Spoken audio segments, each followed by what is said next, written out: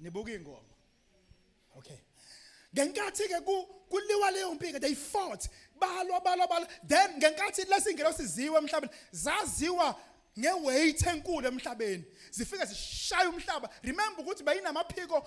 Remember uLucifer was a great angel ebisefa as ingelosiyani yendumiso ezulwini. uLucifer ubenza service. Cha ningifusana mama nangu bemntshontsha umama. We mama hey naba labafana bangantshontsha lapha. So into abayenzeka uLucifer was a great powerful angel. Amen. With big wings like those of the cherubims and the seraphims. Amen. When amaphiko amakhulu afana nawamaserafi. And the two, they were carrying big swords. Bephethe inkemba ezinkulu ngenkathi bewele emhlabeni bawa bawushaya umhlaba yonke into eyayisemhlabeni okwakungaphezulu kwabuya ngaphansi.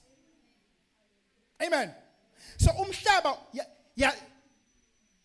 ihlabathi langaba flat laba uneven like this. Amen.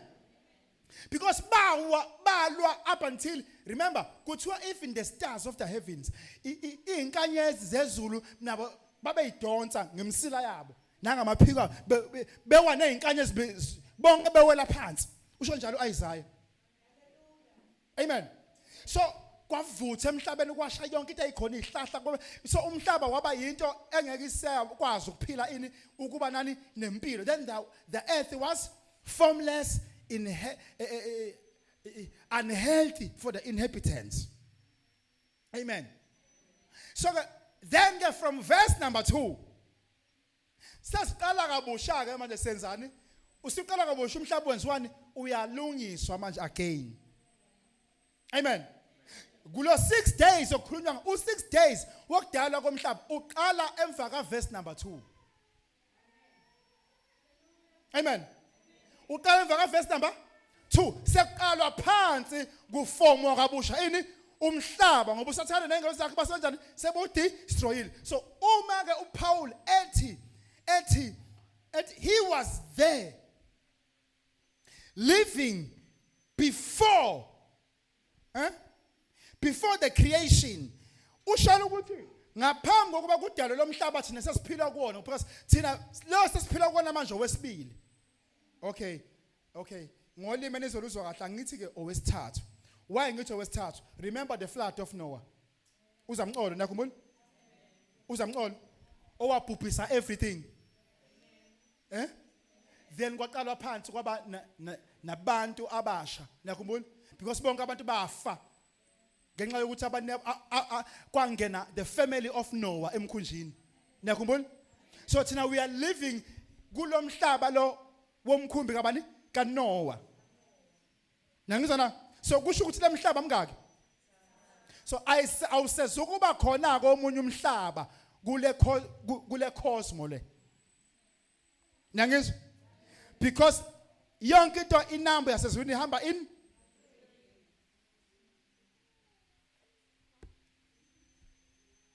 Amen. Yonke into ihamba in of the second world. Amen. Right. Read John 1 verse number 14. Ayisengabuya ke bafana lapho. String.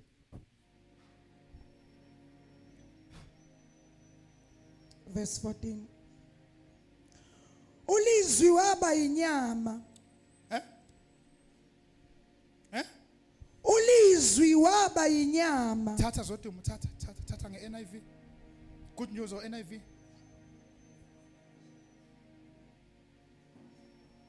Funda.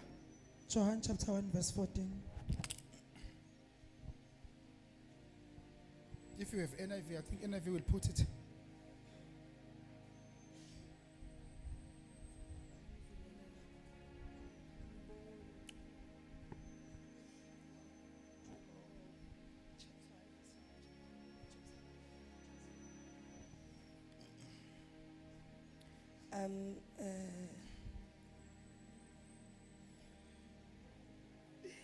And the word became flesh and lived among us. And the word became what? Flesh. and lived among us. Kancane uyangimangalela nalo drink engophuza la. Ufuna ukushumayela ngizwe inhliziyo yomuntu. Abani no replace. Nebuyisa ushintsho wami. Read again. The word became flesh and made his dwelling among us. And the word became flesh.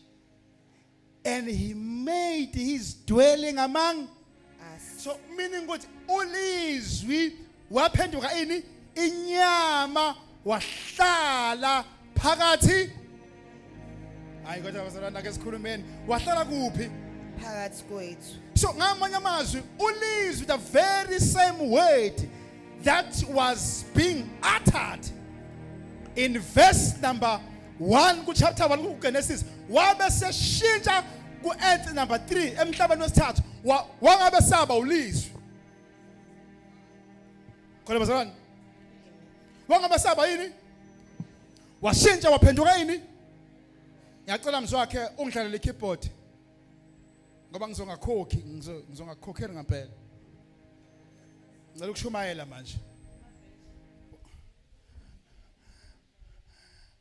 So emhlabeni wesithathu washintsha ukwenza ulizwi.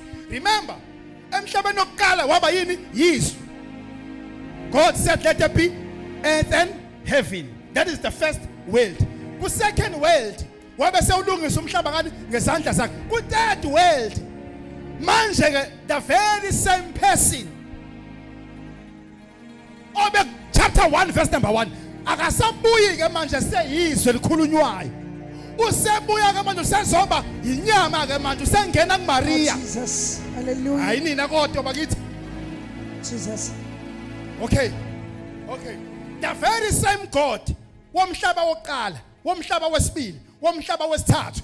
Usebuya ke manje ngenye iform engajwayelekile. Oh Jesus. Usefuna ukuthi ke manje abe umuntu ebantwini azi ukuthi ukuphila komuntu kunjani. Hallelujah. Amen. Jesus.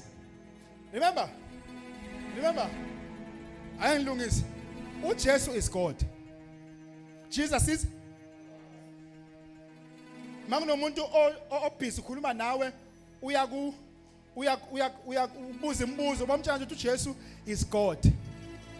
You remember mabembuza abaFarisi bathi uthini ngawe? Uthi yena ngunguye. Bayambuza ukuthi unguye bani wayithulela bangabaphendula. Bayambuza ukuthi uNkulunkulu yini? Wathi wena usho khona. Amen. Remember uma ngabe hleli nowesifazane waseSamaria uyafika lo wesifazane uJesu uyafika ucela amanzi ucela ungipha amanzi. Uthi lo wesifazane hayi wena ungacela kanjani amanzi kimi ngoba thina namaJuda singamaSamaria kasidlelani. Uthi kuJesu ukuba uyazi ukuthi ubani locela amanzi wena uba uzo hayi nina kodwa bakithi ke lisonto. Ukuba uyazi ukuthi ubani locela amanzi ukuzomnikeza usheshe. Hallelujah. Ngoba yena unamanzi ongawaphuza wena ungaphinde wome. Oh Jesus. Wayiqonda ukuthi mina nginempilo enganginika yona ungaphinde ufe noma ngabe uye emathuneni kodwa uyophila phakathi Oh emathuneni. Jesus. Hallelujah. So the strategy of God changing the phases. Because uNkulunkulu mayishintsha lama phases ubuka ilevel yomhlaba. Yes, Jesus. Level 1 umhlaba ubusadinga izwi just a word. Hallelujah. Level number 2 umhlaba wadinga the movement of his Oh Jesus. tangible presence. Level number 3 umhlaba wadinga yena ezophila nabantu. Oh Jesus. Hallelujah. Hallelujah. So he became the living flesh. Right. Okay. With Greek, in Greek, leli gama leli lithi flesh. Lithi sarx. Lithini? Sarx. Ngokwama Greek, leli gama lisho ukuthi the physical form. Amen. Lisho ukuthini? The physical form. So ngamanye amazwi uNkulunkulu wabona ukuthi angizohlala nabantu ngoba abantu banenkinga eziningi ezahlukahlukene and abantu bayangidinga. Then Jesus came down to earth. Wakhulela uMaria engayazi indoda.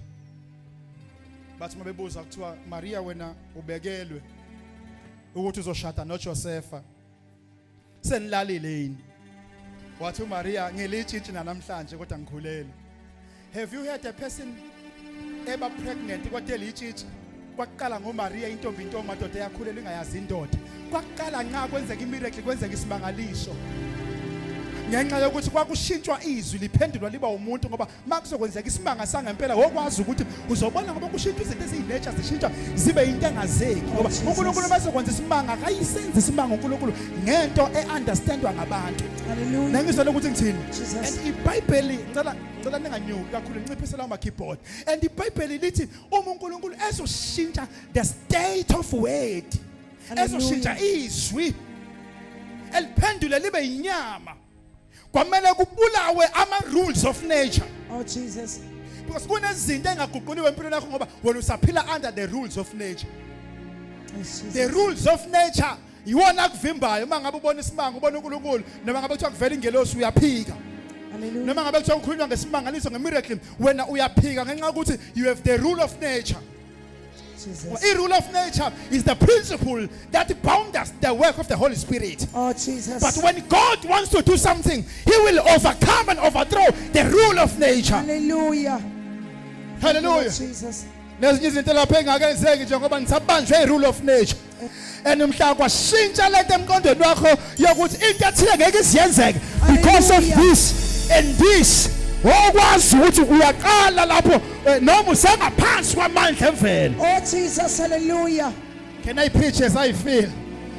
Kunezinto engezeki namhlanje. People are failing Abantu to reach some destinies. Fike mazingenathi. People, they are failing to obtain things, powerful things, Abantu bayahluleka ukwamukela izinto because they live under the rule of nature. ngoba baphila ngaphansi komthetho wemvelo. But if you can jump high enough, kodwa uma ungakhuphuka nje phezulu jump high enough to overthrow the rule of nature, there are things that you can obtain in the realm of the spirit. kunezinto ongayithola kwelikamoya In the world of the spirit, ezweni likamoya emhlabeni wakamoya kunezinto esiyithatha khona sibuyise kapha enyameni kodwa kufanele uqale uunderstand ukuthi uhlula umthetho nerule ye-nature. haleluya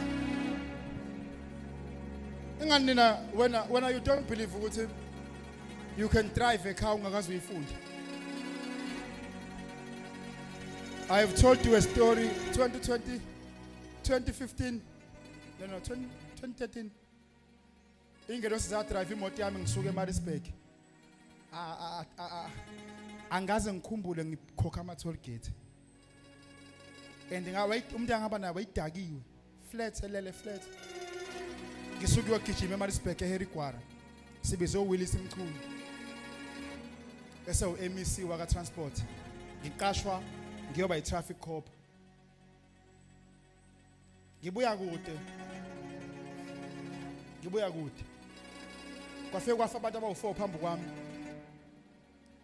yafreeziswa leyo post sathi sibuya ngikhathele ngibanjwa amajaqamba kade sijima senza ama fitness test ngayiphasa futhi so fanele ngihambe then kwaphoqa ukuthi mangiyafika emotweni hawu ama black label agcwele imoto umuntu ofanele angiphumuze adrive ngoba mina ngadrive asibheke khona uPheringane ulele ngimvusi khulu ulele kwaphoqa ukuthi angidrive imoto ngangilele sathi sidlula ko Rainbow kanjani kwaze eMaritzburg sathi sidabula ko Rainbow lapha sithi N3 noma singamula sithi ngangilele kwasho ukuthi kanti mangilala mina kukhona abathatha over emotweni ngoba angihambi ngedwa wena ungabona ngazathi ngingedwa kanje angikho ngedwa Oh Jesus. kodwa ukuze ubone ukuthi angikho ngedwa funa ngiqale iphume lento ye-nature kuwe Hallelujah. mina nibanjwa i-nature nibanjwa imvelo Oh, Jesus. ningakwazi ukwamukela into zasezulwini ngoba nibanjwa imvelo Hallelujah. awu nani ngeke niphile ngesikhathi so-Eliya nina Enkosi. nani ngeke niphile ngesikhathi so-Moses la kukhulunywa khona izinto ey'ngakhulumeki. Oh Jesus. Hallelujah. And iBhayibheli lami lithi when Jesus became iflesh waba inyama waphila phakathi kwabantu and ekubeni kwakhe inyama kokuphoqa ukuthi abantu aphila kuba bamamukele and iBhayibheli lithi abantu wathi Jesu mayifika kubona bamamukelanga njengoba nawe namhlanje ungamamukela uJesu kodwa uyayifuna imangaliso zakhe. The reason why you are here today it is because I am the prophet. I will prophesy. Into ekulethela ngoba mina ngiyaprofeta but awuzanga ngoba uzofuna iwundlu, awuzanga ngoba uzofuna insindiso, awuzanga ngoba uzofuna uNkulunkulu